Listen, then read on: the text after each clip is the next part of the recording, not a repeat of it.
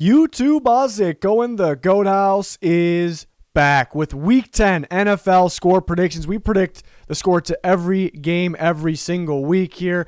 We also take a look at the spreads on the game, on each game, see if it's worth putting money on any of them. I do have my bets and locks of the week on the Patreon, though.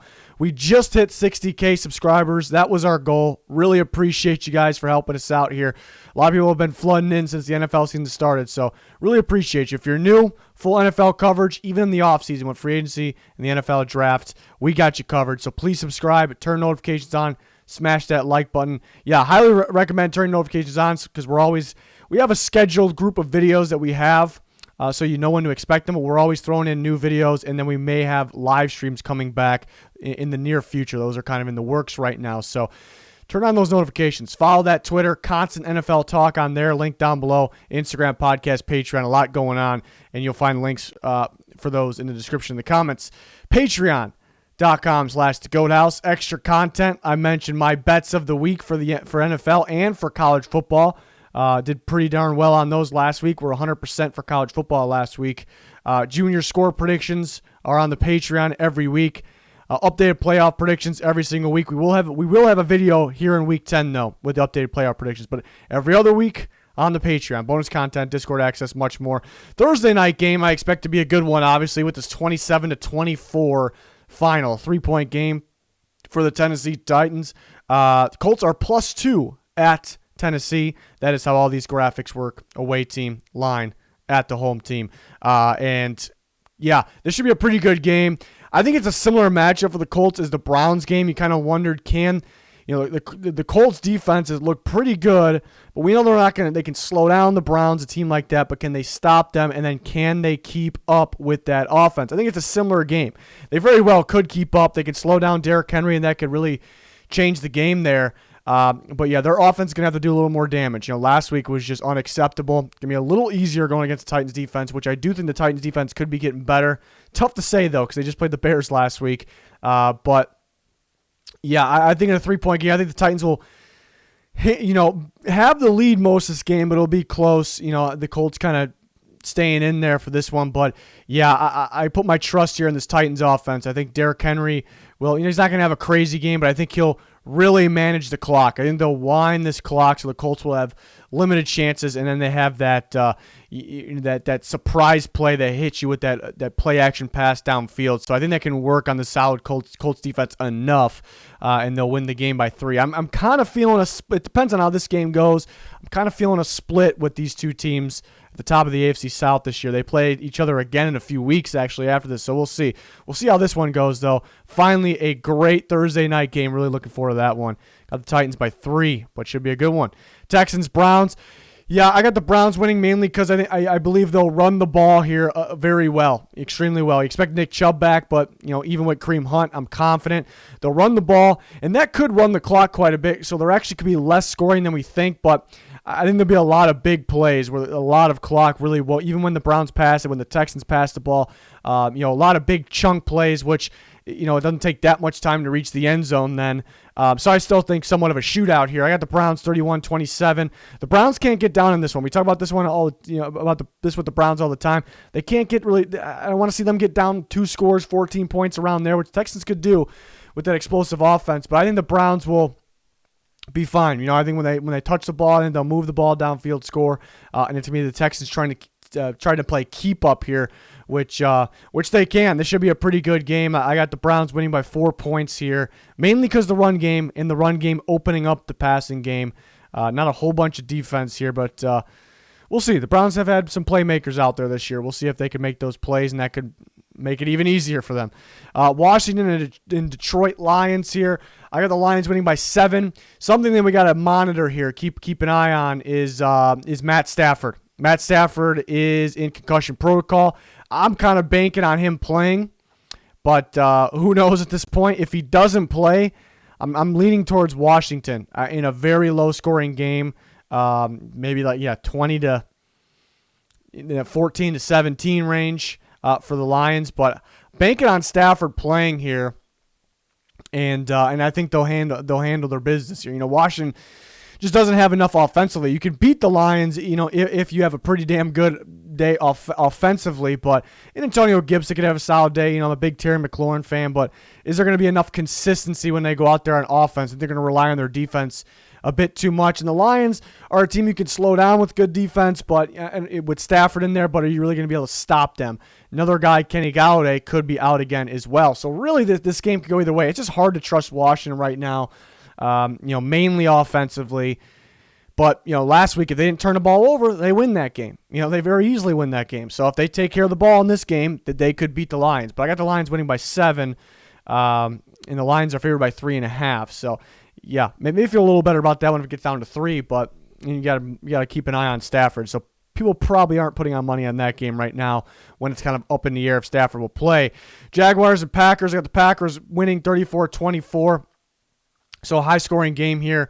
The Packers are favored by 13.5, so I have them winning just under that. It's kind of a tough one to predict the score. You kind of get an idea. It's kind of this or that. It's option A, option B on what's going to happen.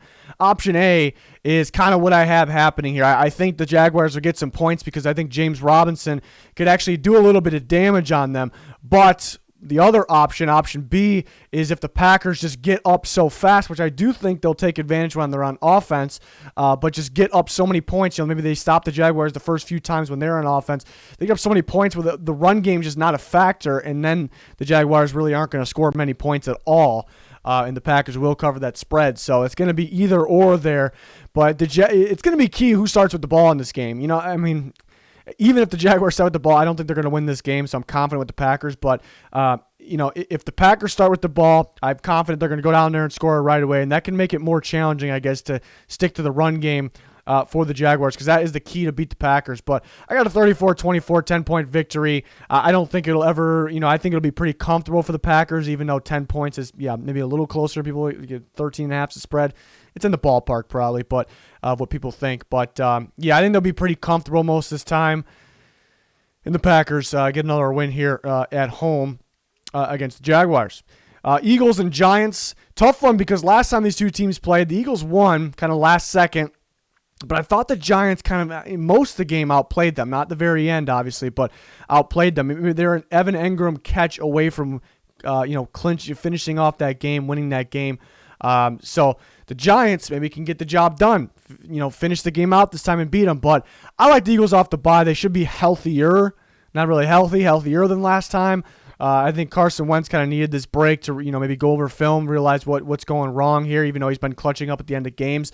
But another big thing is, they just played the Giants not too long ago.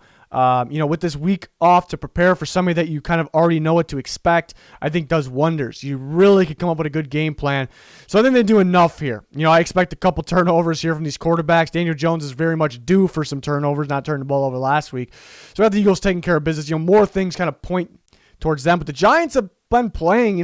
They probably should have beat the Eagles. They probably should have beat the Cowboys. They probably should have beat the Buccaneers. They did beat Washington. So they're like right on the fringe of kind of breaking loose and winning some of these games. So it's a huge game. It's a huge, huge game for the NFC East. I was thinking, I was looking at the rest of the remainders of the NFC schedules last week, before last week's games, and I was, Eagles were definitely the favorites, but their schedule's very tough coming up. The Giants isn't that easy. Washington had a favorable schedule, but they fall to the Giants. Now it's kind of these two teams here battling at the top. Still think the Eagles got to be the favorite. If the Giants win this game, it's going to be interesting. Going to be very interesting. So that's a huge game here. Huge game. Bucs and Panthers, I think a little closer than last time. Last time the Buccaneers held them, took care of the Panthers, I want to say easily, but it was pretty comfortable win there for them. Buccaneers scare me now, pretty inconsistent. One week look like one of the best teams in football. Next week they look like one of the worst teams in football. Panthers kind of like that too. That Falcons game I know was a downpour, but I don't know what that was. I'm not really sure what that was. And the Chiefs game, they played pretty well even though they lost.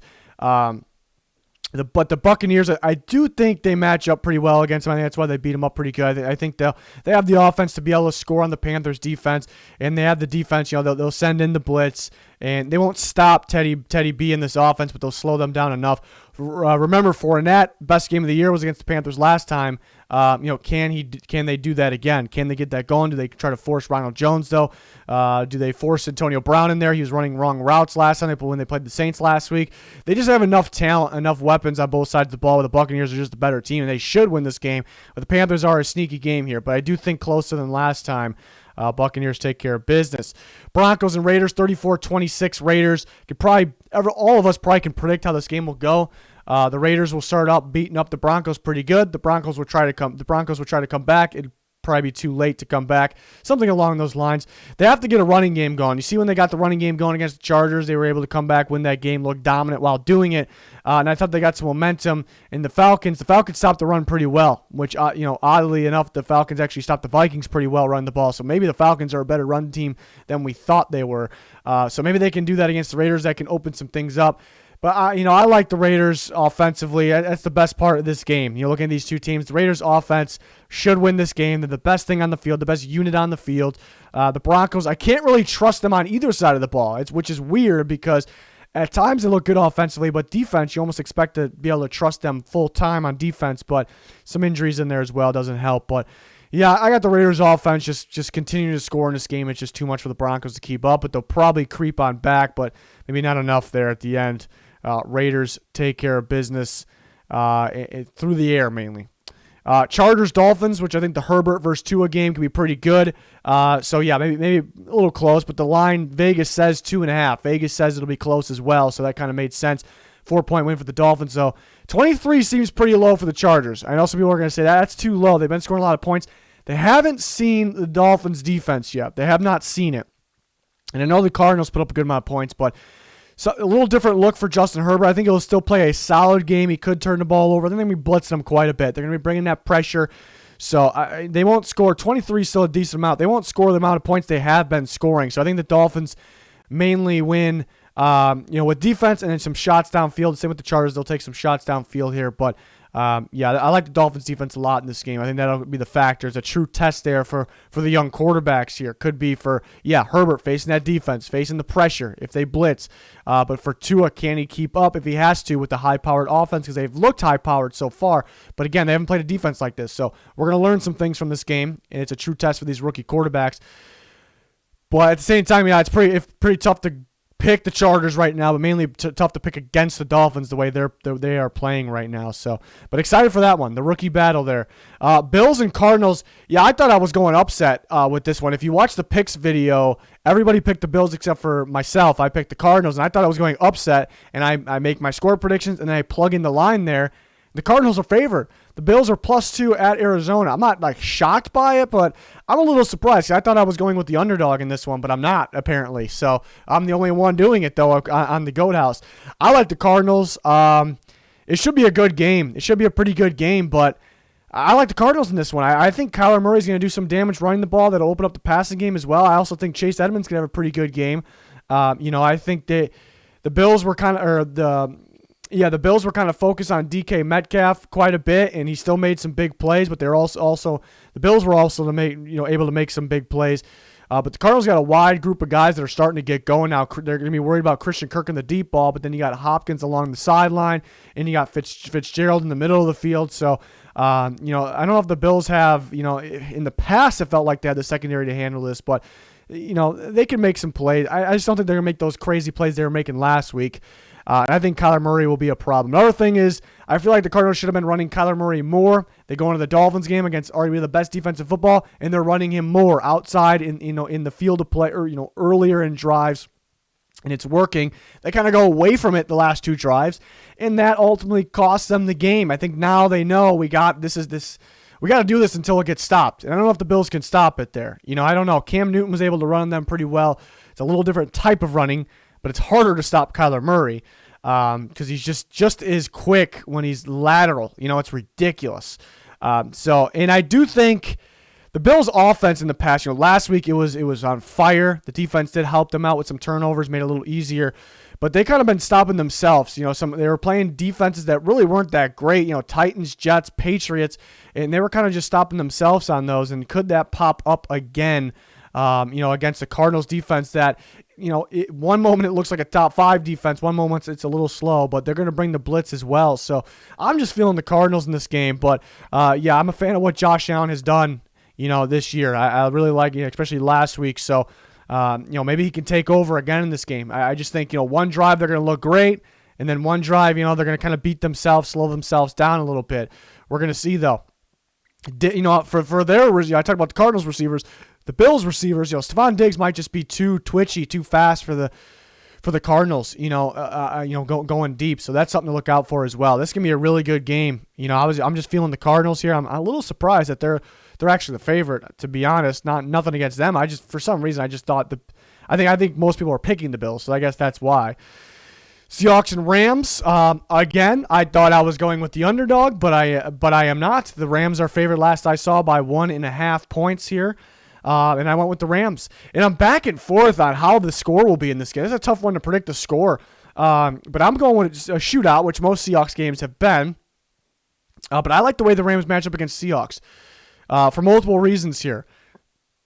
The big one here is that McVay's offense has always been pretty successful on the Seahawks defense, and that's when the Seahawks defense was good. It was pretty good a lot of those times, pretty darn good. Now it's at the bottom of the NFL. So how are they going to stop this now? It's one thing trying to figure out what's coming. They haven't been able to figure that out in the past, and now they got to do that, and they got to figure out how to develop. They're getting more pass rush off blitz. But they're not really getting enough edge rush, and the coverage isn't that good. Jamal Adams is a factor in the box, not really a factor covering downfield.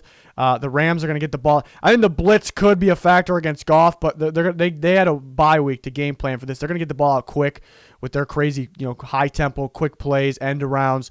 And then they'll open the deep shots downfield with that. So I think that'll work. And they have a really good defense too. They've been excellent in coverage. And they bring the blitz as well. We've seen the blitz affect Russell Wilson at times, and they'll be pretty tight in coverage there downfield. So that being said, I think they can actually have hold the Seahawks to less points than this. So it actually could be less scoring than this, but I do think the Rams will control the game. I think they'll be just fine on offense, and I think the Seahawks will be forced to play keep up, and they're pretty good at that. At putting up.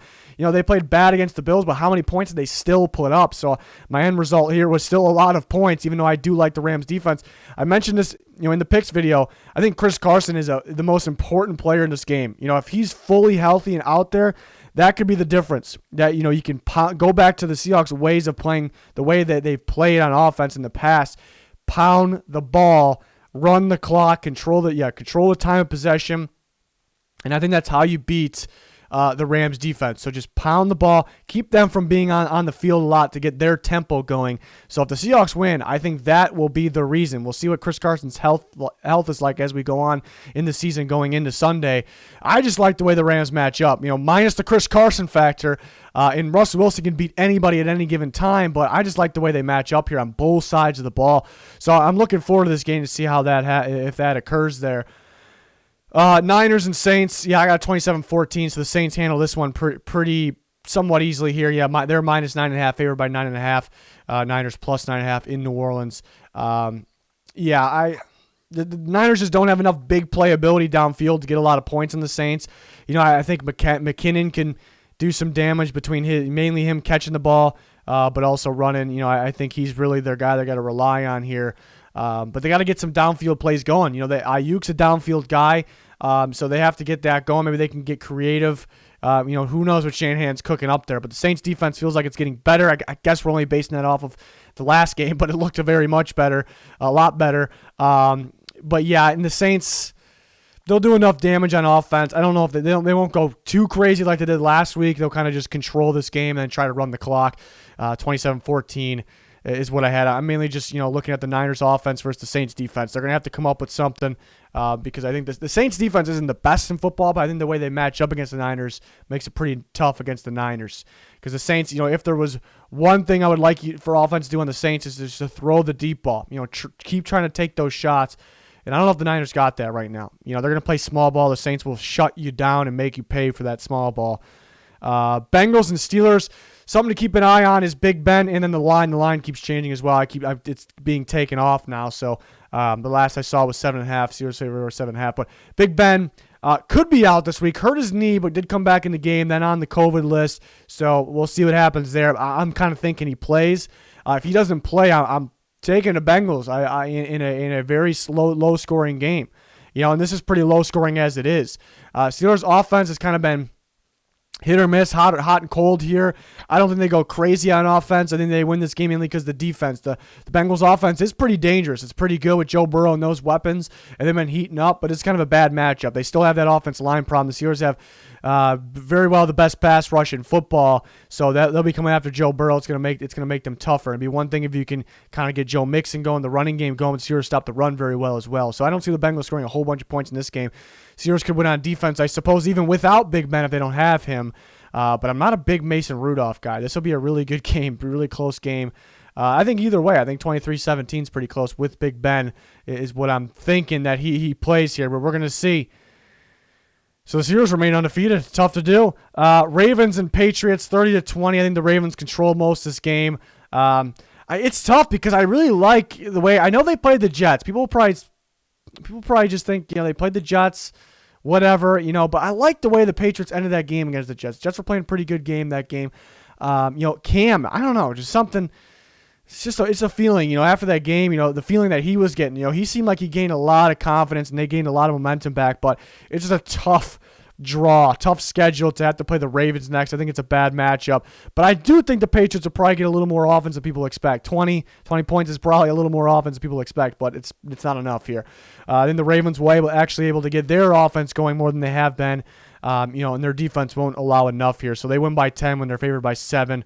It's just not a good matchup for the Patriots. The Ravens are better on both sides of the ball, at least I think. So I got the Ravens taking care of business. Monday Night Football, the NFC North rival game. The Vikings are getting hot. The Bears are getting cold. I do have the Bears winning, though, in this game. I got them winning 23-20, so lower scoring, really tight game. If the Vikings do win, it'll probably be, flip maybe. They'll win by 3. It's the line sitting there. I'm actually surprised the Vikings favored by 2.5, but if they do win, it'll be by 3, so that's why it's tough to take the Bears plus 2.5 even though I think they're going to win.